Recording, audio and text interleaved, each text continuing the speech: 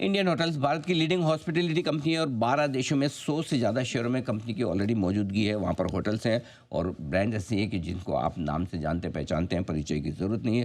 ताज, Vivanta, gateway, ginger, अलग अलग तरह के होटल्स हैं कंपनी के पास में, अलग अलग कैटेगरीज में। और आइए आपकी मुलाकात करवाते हैं कंपनी के managing director, CEO Puneet Chatwal साहब हमारे साथ कार्यक्रम में हो रहे हैं शामिल। 2017 से चटवाल साहब कंपनी के एमडी सीईओ के पद पर हैं। यूरोप और नॉर्थ अमेरिका में बड़ी होटल्स कंपनी के साथ कामकाज करने का उनका 40 साल से ज़्यादा लंबा गहरा अनुभव है। सीआईआई की टूरिज्म और हॉस्पिटैलिटी कमेटी के आप चेयरमैन हैं, होटल एसोसिएशन ऑफ इंडिया के प्रेसिडेंट भी हैं और इससे पहले आप कई बड़े पदों पर काम कर चुके हैं। दिल्ली यूनिवर्सिटी से और आईएचएम से आपने पढ़ाई की है, साथ ही पेरिस से आपने एमबीए की डिग्री भी हासिल की है। और ताज वो ब्रांड है जिसे आप नाम से जानते पहचानते हैं। चटवाल साहब, गुड मॉर्निंग, बहुत बहुत स्वागत है आपका। धन्यवाद सर हमें समय देने के लिए। बहुत कम ब्रांड्स ऐसी होती हैं जो कहते हैं कि कई बार ऐसा होता है कि ऐतिहासिक स्थलों के नाम पर नाम रखा जाता है, जैसे कि आपकी कंपनी के लिए ताज है, लेकिन आपकी ब्रांड और आपकी होटल्स वैसी है जो वाकई में उस ताज का मुकाबला ही नहीं करती, बल्कि उससे बेहतर भी दिखती है। कई बार तो लोग ज़्यादा शायद अब ताज को इस नाम से जानते हैं। जो कुछ पिछले 5 सालों में 2017 के बाद आपने कमान संभाली है, एक बड़ा ट्रांसफॉर्मेशन आया। मैं आपके नंबर्स देख रहा था, 12 लगातार तिमाहियों से ज़बरदस्त परफॉर्मेंस कंपनी की आ रही है, रिकॉर्ड परफॉर्मेंस, हर तिमाही बेहतर परफॉर्मेंस आ रही है पिछली तिमाही से। कैसे किया है, कैसे ये कमाल किया है, क्या वजह है लगातार हर क्वार्टर कंपनी पिछले क्वार्टर से बेहतर परफॉर्मेंस कर रही है? इसके पीछे के कुछ खास कारण बताएं सर।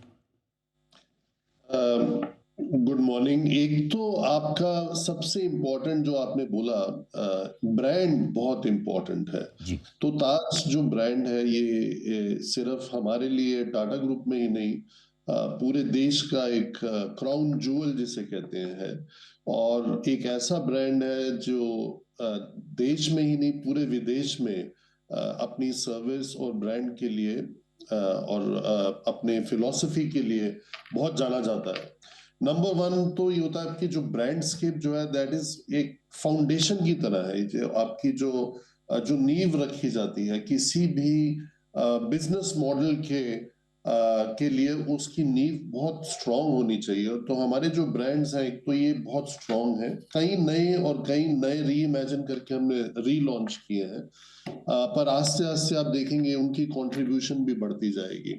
सेकंड, हमने बहुत इंपॉर्टेंट गियर शिफ्ट किया, जो सिर्फ ओन्ड और अपने आप एसेट्स बनाने की बजाय हमने एक कैपिटल लाइट मॉडल लेके आए, जिससे आपका मार्जिन एक्सपेंशन होता है। तो मार्जिन में जो इंक्रीज आता है और जो पोर्टफोलियो में वॉलेटिलिटी को बैलेंस करने के लिए एक अच्छा हमको ये कैपिटल लाइट और कैपिटल हैवी का मिक्स मिला, जिसको हमने बहुत स्ट्रांगली इसको ग्रो किया पिछले 5 साल में।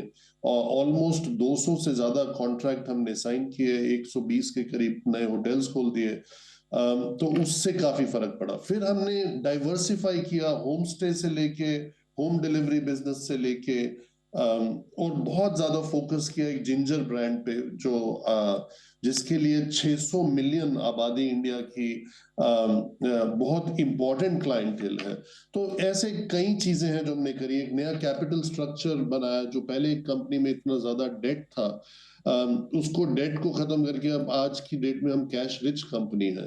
तो एक के बाद एक ये 12 क्वार्टर्स में मार्केट ने देखा, हमारे स्टेक होल्डर्स ने देखा, हमारे कस्टमर्स ने देखा, और मुझे जो जो अभी भी नजर आ रहा है, वो आने वाले कई क्वार्टर्स में ये चेंज एक कांस्टेंट हो जाएगा, क्योंकि इंडिया का जीडीपी बढ़ रहा है, इंडिया की इंपॉर्टेंस बढ़ती जा रही है वर्ल्ड मार्केट में, और काफी लोगों की पर कैपिटा इनकम रुपीस में बढ़ती जा रही है। तो एक जो नंबर 5, नंबर 4, नंबर 3 इकोनॉमी के जो बाकी इफेक्ट आते हैं, वो उसमें आपको हॉस्पिटैलिटी, टूरिज्म और एविएशन बिजनेस की एक नई इंपॉर्टेंस देश में बढ़ेगी, और बहुत इंपॉर्टेंट एम्प्लॉयमेंट जनरेटर बनेगा ये, और मल्टीप्लिकेटर ऑफ जॉब्स। तो ये जो है, मेरे हिसाब से थोड़ी बहुत हेडविंड्स आएंगी, कभी ना कभी वो तो आती रहेंगी, इट्स नॉर्मल, पर आने वाले 20-25 साल के लिए ये सेक्टर बहुत अच्छे से पोजीशन है। ओह लवली, 20 से 25 साल के लिए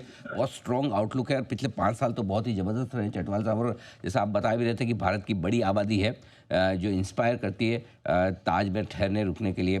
और ये सिर्फ बिजनेस के एंगल से नहीं, इमोशन भी है, ताज के साथ एक इमोशन जुड़ा हुआ है। हर आदमी, चाहे वो बड़े हायर क्लास से आए, मिडिल क्लास से आए या लोअर क्लास से, वो उसकी दिल में एक ख्वाहिश तो हमेशा रहती है कि एक बार तो मुझे भी ताज की होटल में रुकना है।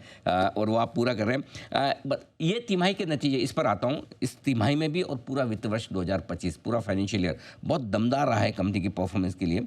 इस पर्टिकुलर क्वार्टर की भी थोड़ी सी डिटेल दें और उसके साथ आगे का आउटलुक बताएं सर, वित्त वर्ष 2026। और अगर पहली तिमाही भी आप बता पाएँ तो किस तरह का रहेगा फाइनेंशियल ईयर इंडियन होटल्स के लिए, ये समझाएं। देखिए, पहली तिमाही में एक बेनिफिट है, पिछले साल आपका कोड ऑफ कॉन्डक्ट था इलेक्शन की वजह से और एक्सट्रीम हीट वेव था। इस तिमाही में हालांकि वी हैड अनफॉर्चुनेट ऑपरेशन सिंदूर की वजह से हमारे 30 से ज्यादा एयरपोर्ट बंद थे और हमारी प्रेजेंस पैन इंडिया बहुत स्ट्रांग है। बट फिर भी आई एम वेरी कॉन्फिडेंट। अप्रैल में हमने ऑलरेडी मार्केट को गाइड किया कि 17% रेवेन्यू पिछले साल अप्रैल से ज्यादा था। मई में भी ज्यादा है डिस्पाइट आपका ऑपरेशन सिंदूर की वजह से। और जून में भी जो बिजनेस ऑन द बुक्स है अच्छा है। तो इसलिए पहली तिमाही तो पिछले साल से कंपैरिजन में बेटर होनी चाहिए। पर पूरे साल के लिए भी आउटलुक अच्छा है बिकॉज इंडिया में कई चीजें चेंज हो गई हैं। आप देखिए, पहले मुंबई में जियो नहीं था, दिल्ली में भारत मंडपम नहीं था। अभी कल और परसों भारत मंडपम में नॉर्थ ईस्ट की कॉन्फ्रेंस है। उसके बाद उसके अगले हफ्ते दिल्ली में सीआईआई का एजीएम और एनुअल बिजनेस मीट है। इसी तरह कितने सारे आपके जो इंडिया की इंपॉर्टेंस को बढ़ते हुए कितने सारे प्रेसिडेंशियल विजिट्स बढ़ गए हैं पिछले साल के कंपैरिजन में। तो ये तो चलता रहेगा आने वाले पूरे साल में। और 2 साल पहले मुझे याद है सवाल पूछते थे आप ही के चैनल में, अभी तो G20 है, अगले साल क्या करेंगे। तो मैंने तब भी बोला था, आज भी रिपीट करता हूं कि ये एक परमानेंट चेंज है जो इस सेक्टर में आया है and it is there to stay. ये जाने वाला नहीं है कहीं। एब्सोल्युटली, बिल्कुल। जिस तरह की ग्रोथ हो रही है वाकई में, ये हमेशा सर ये होता ही है कि कोई एक बड़ी इवेंट हो तब लगता है अरे होटल्स का बिजनेस अभी बढ़ गया, उसके बाद क्या करेंगे। लेकिन एक के बाद और एक जो बड़ी इंपॉर्टेंट चीज़ आपने कही कि G20 में आने के बाद अब जितने प्रेसिडेंट्स, ये बड़ी विजिट्स जो हो रही हैं, उनके साथ जितने लोग आते हैं पूरी दुनिया भर से, वो भी बिजनेस दे रहे हैं। ऐसे में सर आपने पिछले 4-5 सालों में बड़ा तगड़ा एक्सपांशन किया है। ऑपरेशनल लेवल पे एफिशिएंसी तो आई है और एक्सपांशन भी हुआ है। अब इस फाइनेंशियल ईयर में क्या प्लान है सर? कितनी और नई होटल्स या कितने नए रूम्स आप और जोड़ने की तैयारी में हैं? पिछले साल हमने 25 होटल 24 होटल खोले थे, सॉरी 26 होटल खोले थे और 74 यानी 74 नए साइन किए थे। इस साल हमें पूरी उम्मीद है कि हम कम से कम 30 नए होटल खोलेंगे, हो सकता है 35 या 36 भी हो। और क्योंकि हमारे इस वक्त बैलेंस शीट डेट फ्री है और हमारे पास कैश है, अगर कोई भी मार्केट में ऐसी अपॉर्चुनिटी आती है for any kind of consolidation, तो हम उसमें पार्टिसिपेट कर सकते हैं। बट 30 होटल तो पक्का खुलेंगे अक्रॉस वेरियस ब्रांड्स और हमारे 130 से ज्यादा होटल पाइपलाइन में है। यानी कि अगर आज हम कुछ भी ना करें तो आने वाले 3-4 साल में हर साल कम से कम 30 से 40 होटल खुलते रहेंगे। तो इसलिए we are very very confident of the complete diversification हमारे बिजनेस का, complete consolidation in terms of capital light capital heavy के बैलेंस का, और ऑप्टिमम यूज ऑफ कैश, ताकि ऐसी मार्केट्स में हम जाएं और नए डेस्टिनेशंस देश के लिए खोलें। जैसे पिछले 50 साल में हमने फोर्ट अगवाडा से गोवा बनाया था, केरला गॉड जोन कंट्री बनाया, फिर हमने अंडमान हैवलॉक में ताज खोला। इसी तरह हम नॉर्थ ईस्ट की काफी मार्केट्स में बड़ी स्ट्रांगली ग्रो कर रहे हैं। और कल ही हमने एक नया पैलेस होटल अगरतला पुष्पा बनता पैलेस साइन किया, जो और 3 साल में हमारे पैलेस पोर्टफोलियो को नॉर्थ ईस्ट में एक एक नई पोजीशनिंग देगा। तो इसलिए ये जो हमारे को जो प्लेटफॉर्म जो हमारे पास है पैलेसेस का, सफारीज का, ताज ब्रांड का, और जैसे आपने बिल्कुल ठीक कहा, ये मेरी भी स्टेटमेंट अंग्रेजी में मैं कई बार दे चुका हूँ, ताज एक ब्रांड नहीं है, ताज एक इमोशन है। और इसको 122 साल से अच्छे से रखा हुआ है, तो आने वाले 100 साल भी इस ब्रांड के लिए बहुत ही अच्छे रहेंगे। सर मैं तो बताऊँ आपको चटवाल साहब, जब फर्स्ट टाइम मेरे ख्याल से मैंने 94 में शायद मैं ताज में गया हूँगा फर्स्ट टाइम, 1994 में जब, मतलब वो मुझे याद है आज भी वो गूज बम्स, मतलब कि ताज देखते ऐसा लगा। तब तक तो मैंने ओरिजिनल ताज वो नहीं देखा था, पहली बार यही ताज देखा तो ऐसा लगा कि हाँ ताज ऐसा होता है। नॉर्थ ईस्ट का आपने बात की, जो कल आपने एक नई होटल खोली है, बहुत कम लोगों को पता होगा कि नॉर्थ ईस्ट में भी इतना एग्रेसिव एक्सपांशन चल रहा है इंडियन होटल का। 14 होटल्स आपकी वहाँ हो चुकी है। आपने ये कहा कि 130 होटल आपकी पाइपलाइन में है और 30 का तो आपका प्लान है, और अगर कुछ एक्विजिशन करने का मौका मिल गया तो कुछ और भी। नंबर ऑफ कीज़ इस साल कितनी और आपकी ऐड हो सकती है, कितने रूम्स आपके ऐड होने जा रहे हैं?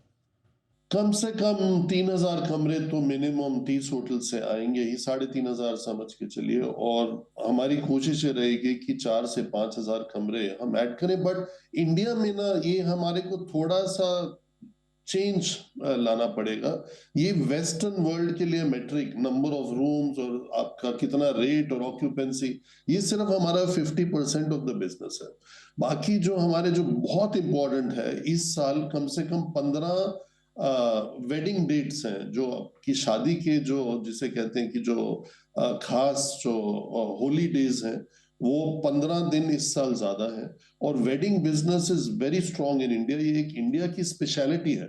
फूड एंड बेवरेज भी हमारी एक स्पेशलिटी है। तो ऑलमोस्ट 40-45% ऑफ बिजनेस जो है हमारा हमारे सेक्टर में फूड एंड बेवरेज से आता है। और इसलिए दोनों का जो कॉम्बिनेशन है, अगर रूम रेट में भी बढ़ोतरी चलती रहे, नंबर ऑफ रूम्स भी ऐड होते रहे, और दूसरी तरफ से आपका food and beverage business and wedding business अच्छा चलता रहे, तो ऑटोमेटिकली आपके सेक्टर में प्रॉफिटेबिलिटी आ जाती है। परफेक्ट है सर। और ये मुझे जान के बड़ा सरप्राइज भी हुआ। सरप्राइज तो नहीं, खैर आपका बिजनेस है तो आपको तो ध्यान रखना ही पड़ता है कि इस साल शादियां कम है ज़्यादा है, और आपने बताया 15 एक्स्ट्रा वेडिंग डेज हैं। और वाकई में वेडिंग सीजन में अगर ताज लेनी हो तो बड़ा मुश्किल काम है। आप समय से पहले प्लान कर ले तो ठीक है, नहीं तो आपको शादी पोस्टपोन करनी पड़ सकती है। एक और चीज़ जो आपसे जानना चाहता हूँ, चूँकि आपने हल्का सा टच किया रूम रेंट और ऑक्यूपेंसी के बारे में, इस फाइनेंशियल ईयर में ऑपरेशनल परफॉर्मेंस के लिहाज से मैं समझना चाहता हूँ किस तरह के average room rent occupancy level आप लेकर चल रहे हैं जो आपकी कंपनी हासिल कर सकती है? जो हमने गाइडेंस दी है वो यही है कि हम इस साल भी टॉप लाइन में डबल डिजिट ग्रोथ एक्सपेक्ट कर रहे हैं, विच इज वेरी हेल्दी, क्योंकि ये ऑलमोस्ट डबल ऑफ इन्फ्लेशन हो जाता है। और अगर वो रेट के थ्रू, जिसमें हमें अभी भी उम्मीद है कि रेट और बढ़ता रहेगा और बढ़ भी रहा है, अप्रैल से लेके जो पिछले 6 हफ्ते हैं और पहले 6 हफ्ते इस साल के, तो उससे आपका फ्लो थ्रू बहुत अच्छा रहता है। तो अगर हम ये अपने 35-36% जो हमारा 35-36% एबिटा मार्जिन है कंसोलिडेटेड लेवल पे, और 45 से ज्यादा स्टैंड अलोन पे हम इसको मेंटेन कर सकें, तो ये बहुत ही बेहतरीन बात है हमारी कंपनी के लिए और सेक्टर के लिए। क्योंकि हमारे कंसोलिडेटेड में हमारे इंटरनेशनल प्रॉपर्टीज भी आती हैं, London, New York, San Francisco, Cape Town, और वहां पे इतना ज्यादा मार्जिन नहीं हो सकता।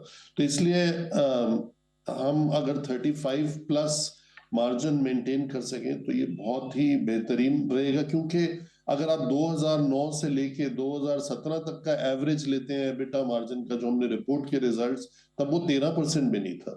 तो दैट इज जो आपने शुरू में इंट्रोडक्शन में बोला, वही है। ये हमारा complete transformation of business model, complete transformation of strategy है, और कंप्लीट फाइनेंशियल री इंजीनियरिंग है।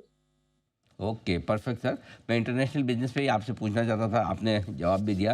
वैसे सर एक बात बताऊँ, आपसे इंटरव्यू करने का मज़ा है ऐसा, आ, ये मशीन टू मशीन नहीं है, शायद इन पर्सन ज़्यादा है। या तो हमारे स्टूडियो में या फिर कोई ताज की प्रॉपर्टी में, जहाँ पर वाकई में आपके साथ मुलाकात करके एक इंटरव्यू किया जाए। एक लंबा इंटरव्यू उसके बाद में फिर कभी करेंगे। सर आज के लिए बहुत बहुत धन्यवाद, आपका समय देने के लिए बहुत बहुत शुक्रिया, और बिजनेस से बातचीत करने के लिए भी आपका धन्यवाद। Thank you so much sir. Thank you, धन्यवाद, धन्यवाद।